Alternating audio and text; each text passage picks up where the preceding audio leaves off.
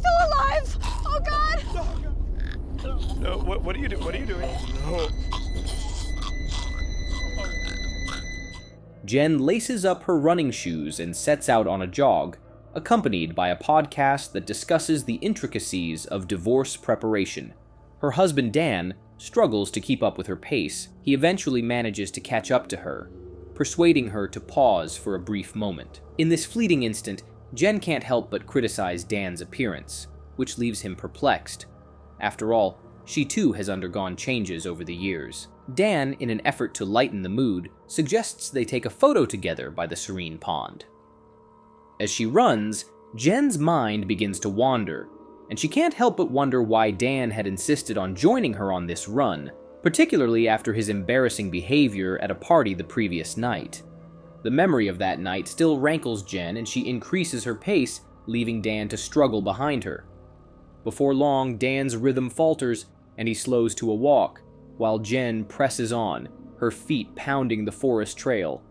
As she runs, Jen notices a mysterious figure clad in a hood standing by the trail, but she ignores him and continues forward. Meanwhile, Dan experiences a sudden, sharp pain in his head, while Jen is startled by a piercing sound that momentarily halts her progress. Everything returns to normal, and they continue their separate ways. Jen completes the loop, returning to the starting point, but realizes Dan is nowhere to be found. She begins to search for him, while Dan, stumbling through the underbrush, feels something bump into him. Still reeling from the sudden, unexplained sensation, Dan looks around but finds no one nearby, leaving him feeling disoriented and bewildered. As he regains his composure, he stumbles upon a rusty barrel filled with stagnant water, trash. Meanwhile, Jen returns to Dan's side, her expression enigmatic as she tells him there's something strange she wants to show him. Dan tries to keep up with her as she takes off again, but he quickly becomes exhausted and pleads with her to stop and listen to his apology. Jen points out the starting sign, but Dan is struck by the odd absence of the trail they'd been running on. Dan wonders if they might have missed a second sign, but Jen is adamant that there's only one. She resumes her run, leaving Dan behind as he complains of a throbbing headache. Eventually, they meet up again at the starting sign, where Dan counts 4 loops completed, but Jen is insistent that they've only done 1. The trail, however, remains inexplicably absent. As they stand there, a growing sense of unease settles over them. It becomes clear that every time they complete a loop, they're somehow reset to the beginning, with no progress made.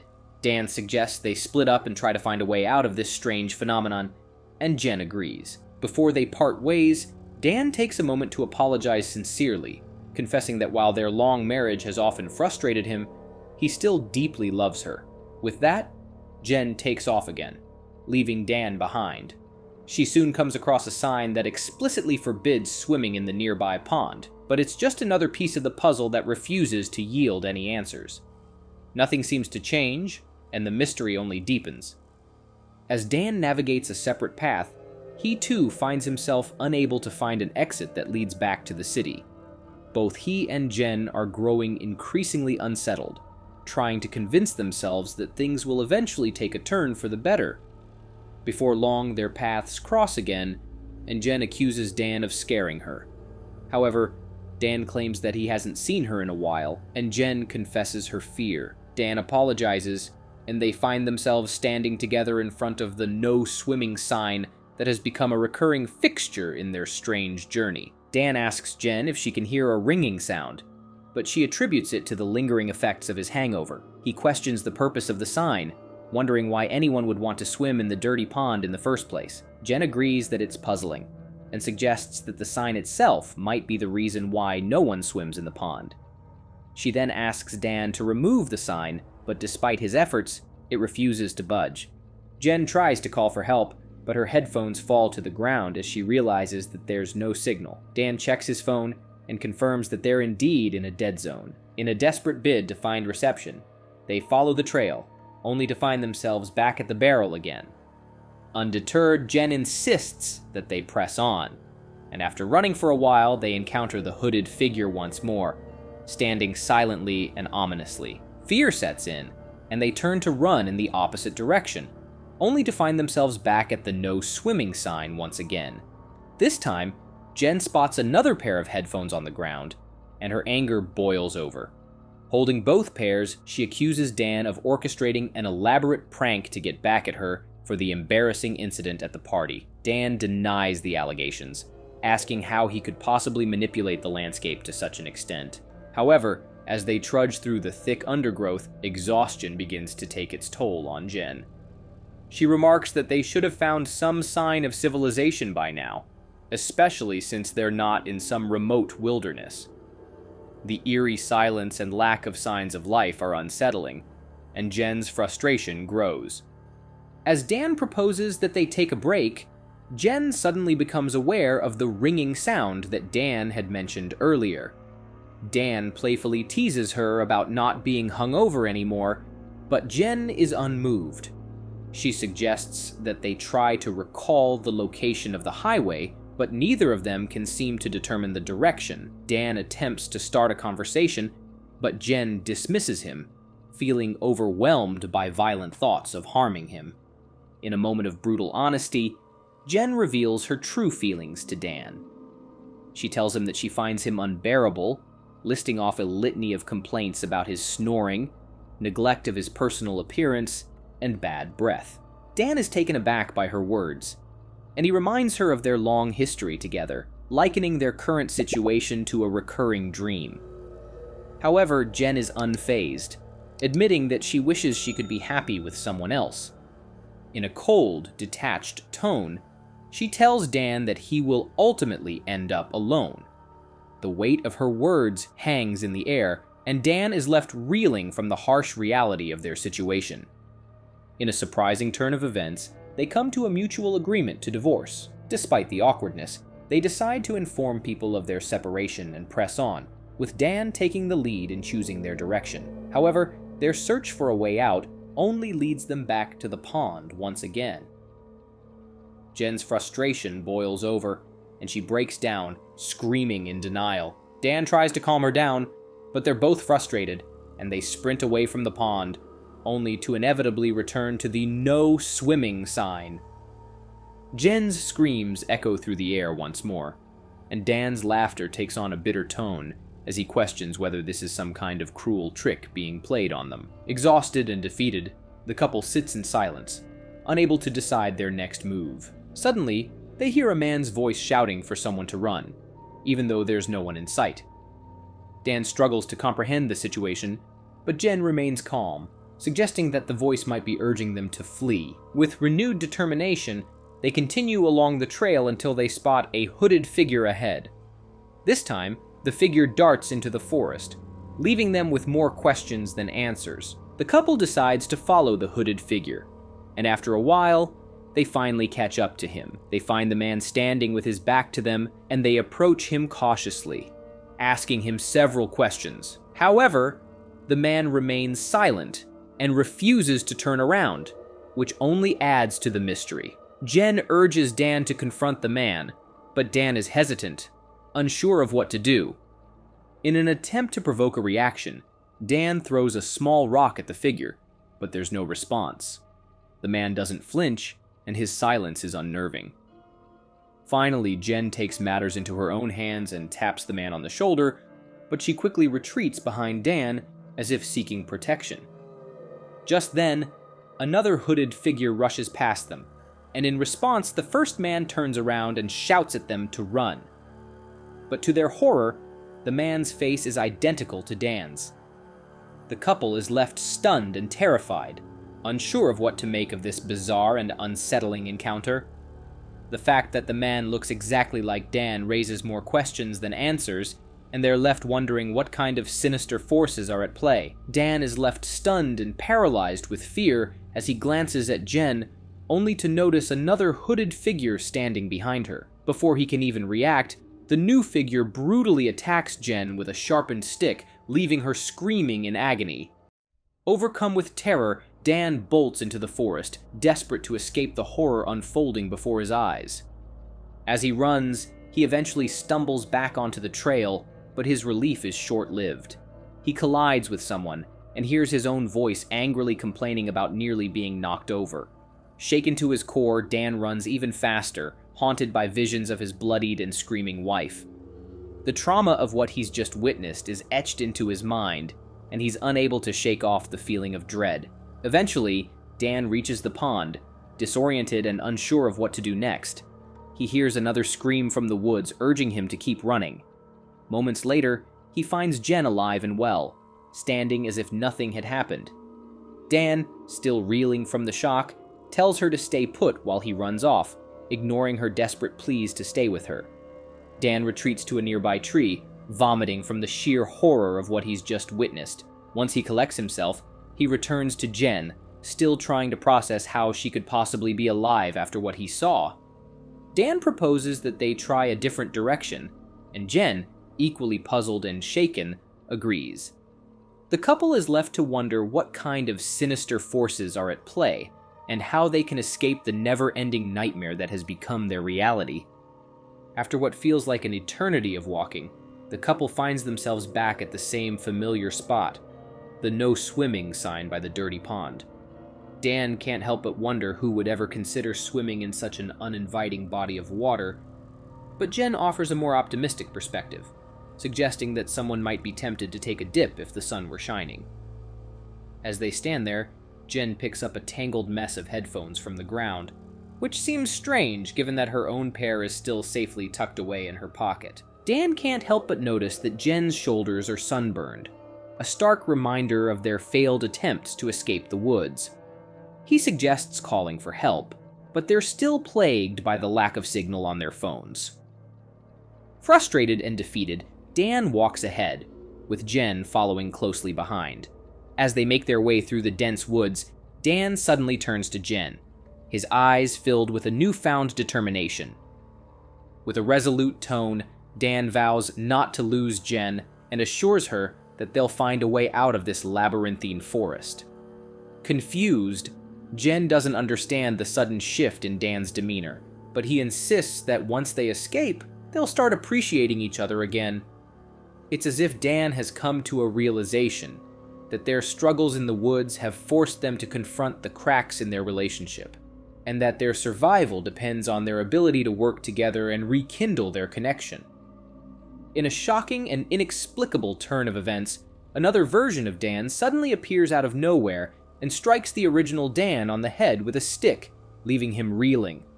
The new Dan then rushes off to vomit nearby, seemingly overcome by some unseen force. As he recovers, he begins to complain angrily to Jen about her never warning him how terrible his hair looked, as if this were the most pressing concern in their bizarre situation. Bewildered and disoriented, Jen complies when the new Dan asks her to remove the sweatshirt from the unconscious original Dan. But as she does, she accuses this version of Dan of not realizing that she's from a different time loop, and declares that all the Dans they've encountered are, in fact, the same person. The implication is that they're trapped in some kind of never-ending cycle, with multiple iterations of Dan appearing and disappearing at random. Meanwhile, the original Dan slowly regains consciousness, only to find himself under attack by the second Dan.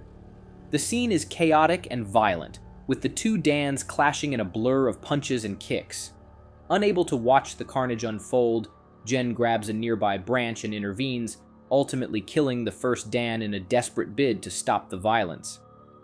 As the echoes of their earlier arguments and screams urging them to run fill the air, the couple is forced to confront the bizarre reality of their situation. They're trapped in a labyrinthine nightmare, with multiple versions of Dan appearing and disappearing at random, and no clear way out.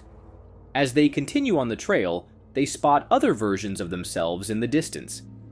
Dan is horrified, feeling a sense of unease and discomfort as he's forced to confront the sight of himself from an outsider's perspective.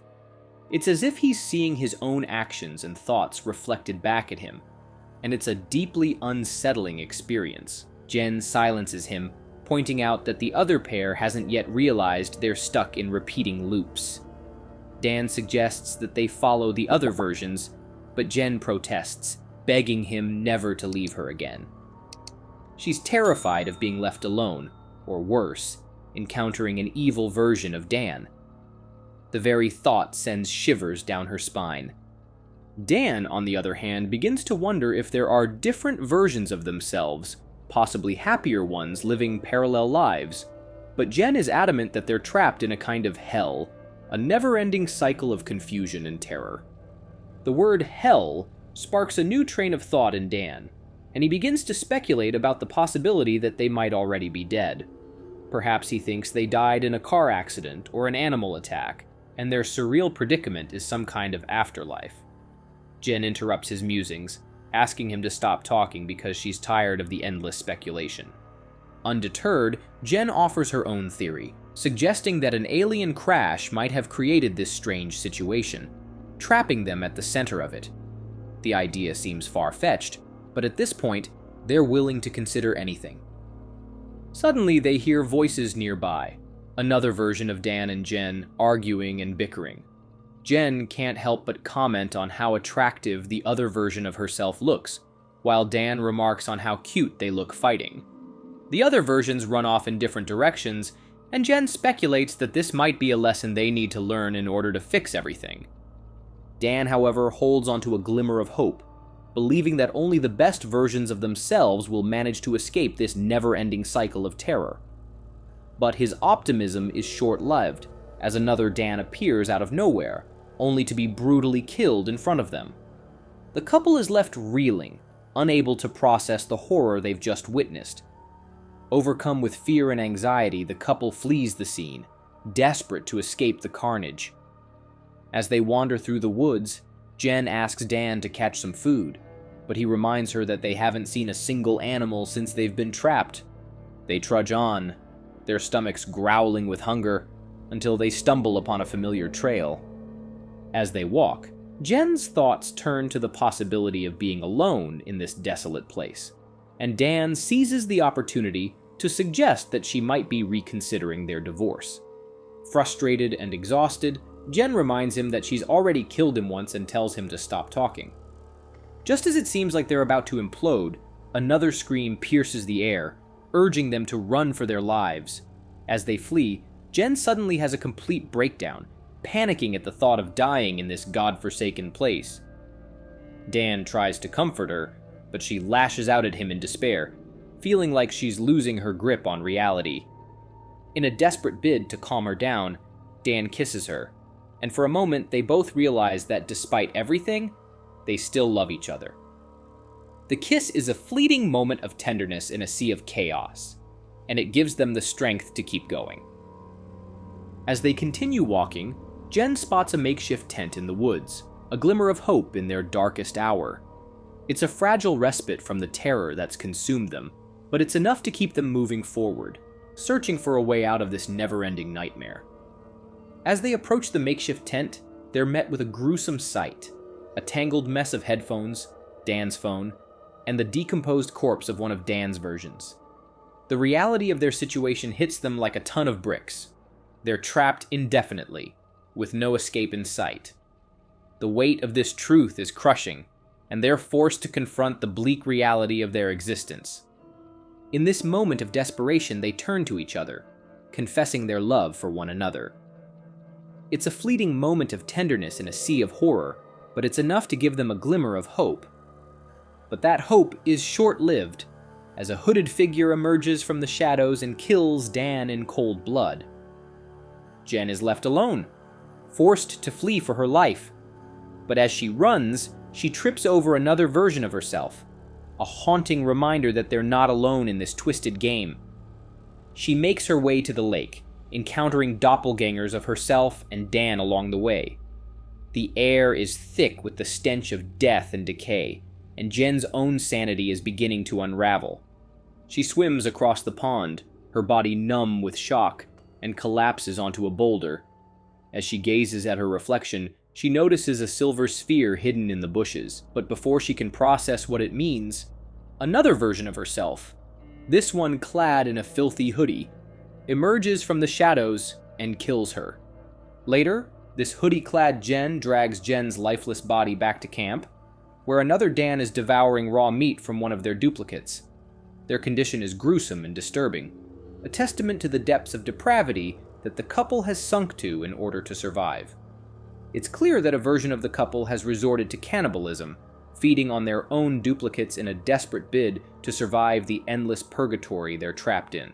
And with that, the movie ends. We hope you enjoyed our recap. Like the video and subscribe to our channel for more amazing recaps. See you in the next one.